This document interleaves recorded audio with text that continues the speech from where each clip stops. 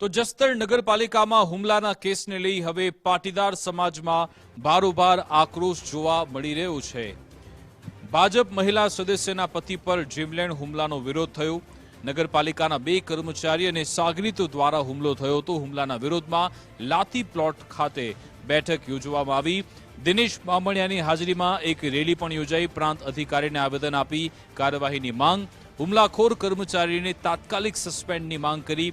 આરોપીઓ જામીન પર મુક્ત થતા સમાજમાં નારાજગી। કડક કાર્યવાહી નહીં થાય તો આંદોલનની પણ ચીમકી ઉચ્ચારવામાં આવી। ગુજરાતભરના પાટીદારો જસદણ ઉમટશે તેવી પણ ચીમકી ઉચ્ચારી। મામલો શું હતો એના કરતાં બી વસ્તુ એ છે કે નગરપાલિકાના ચૂંટાયેલા પ્રતિનિધિ ઉપર હુમલો થતો હોય તો સામાન્ય અને આમ નાગરિકની શું પરિસ્થિતિ હોય એને લઈને અમે આજે આવેદનપત્ર આપ્યું છે। પોલીસ તંત્ર અને વહીવટી તંત્ર બંનેને અમે રજૂઆત કરી છે કે આ બાબતે તાત્કાલિક ખટતા પગલાં કરવામાં આવે। જસદણની પ્રજામાં ભય ફેલાયેલો છે।